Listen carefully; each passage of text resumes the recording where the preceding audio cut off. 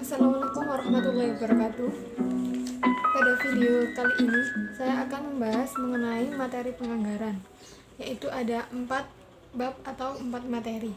Yang pertama ada anggaran penjualan, yang kedua ada anggaran produksi, yang ketiga ada anggaran biaya produksi, dan yang keempat ada anggaran beban operasi. Saya akan mengulas sedikit tentang anggaran yang pertama, yaitu anggaran penjualan. Anggaran penjualan ini yaitu anggaran yang menyajikan informasi tentang perkiraan jumlah barang jadi yang akan dijual oleh perusahaan dan harga jual yang diharapkan diperoleh untuk periode anggaran di masa yang akan mendatang. Oleh karena itu, penting sekali untuk dapat memperkirakan jumlah barang jadi yang akan dijual secara akurat dalam periode anggaran mendatang, karena akan mempengaruhi penyusunan anggaran-anggaran lain yang ada dalam anggaran induk. Terdapat metode yang akan digunakan oleh perusahaan untuk memperkirakan penjualan dalam satu periode anggaran. Metode-metode tersebut dapat dibagi menjadi kelompok besar, yaitu metode kualitatif dan kuantitatif. Di sini metode kuantitatif ada 4 metode, yaitu metode rata-rata bergerak, metode trend moment, metode perkiraan asosiatif, dan yang keempat ada metode analisis industri. Dan yang kedua ada bab mengenai anggaran produksi. Anggaran produksi adalah anggaran yang disusun oleh perusahaan untuk menentukan jumlah barang jadi yang harus diproduksi oleh perusahaan. Anggaran ini harus dibuat setelah anggaran penjualan disusun, karena perusahaan harus menentukan jumlah barang jadi yang harus diproduksi dalam rangka mendukung target penjualan yang ada di anggaran penjualan. Dalam anggaran produksi terdapat kebijakan tingkat produksi, yaitu ada kebijakan stabilisasi produksi, dan yang kedua ada kebijakan stabilisasi tingkat persediaan. Produksi yang sama setiap bulannya dalam 1 tahun itu disebut dengan kebijakan stabilisasi produksi. Sedangkan kebijakan stabilisasi tingkat persediaan yaitu kebijakan yang dapat diterapkan untuk perusahaan yang tidak menginginkan tingkat persediaan berfluktuasi secara berlebihan setiap periode yang tercakup dalam anggaran. Yang ketiga ada anggaran biaya produksi. Anggaran produksi dalam suatu periode menentukan jumlah produksi barang jadi yang akan diproduksi. Langkah berikutnya dalam penyusunan anggaran induk adalah menyusun anggaran biaya produksi.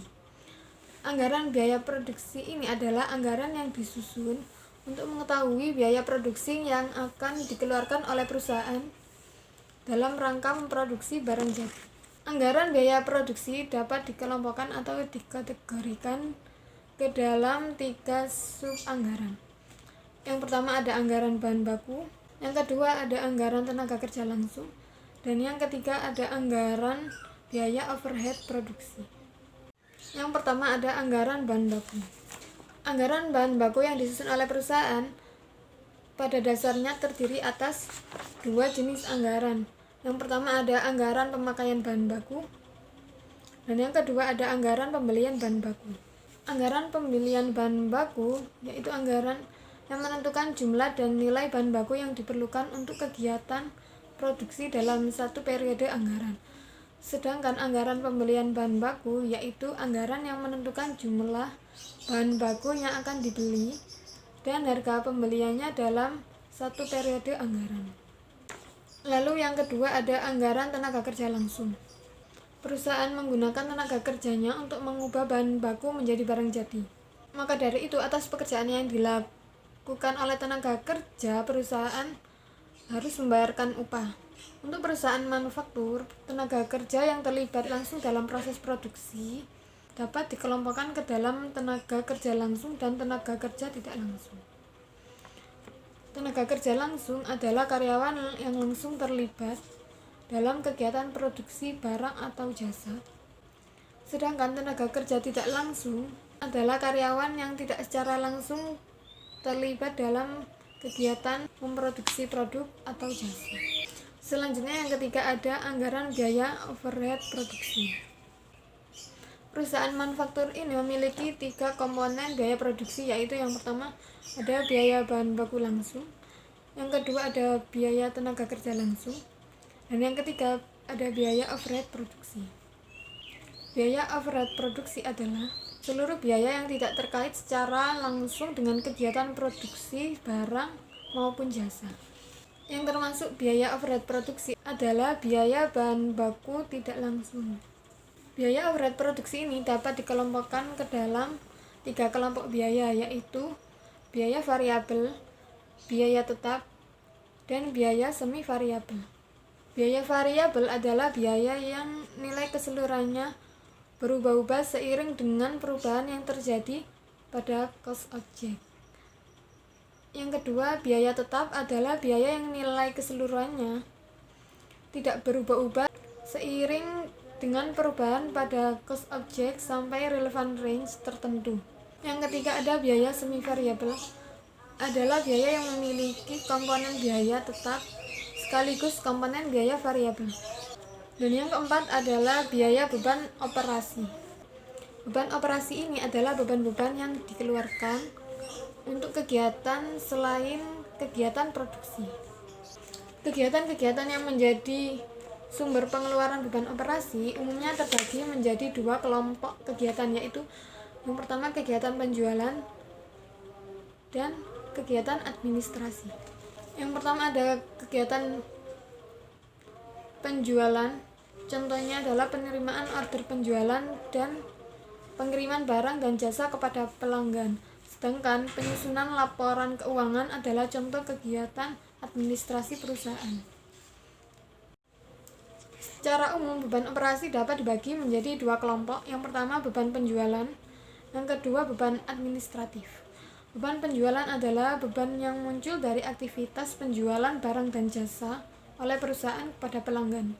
Lalu beban administratif yaitu beban yang muncul dari aktivitas administrasi dan kegiatan umum lainnya yang dilakukan oleh perusahaan.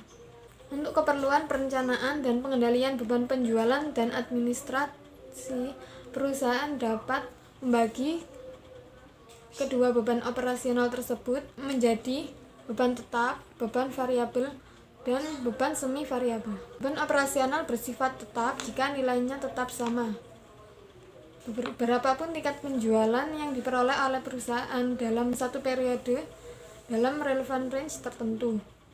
Lalu beban operasional yang bersifat variabel jika nilai keseluruhannya berubah-ubah seiring dengan perubahan pada tingkat penjualan perusahaan.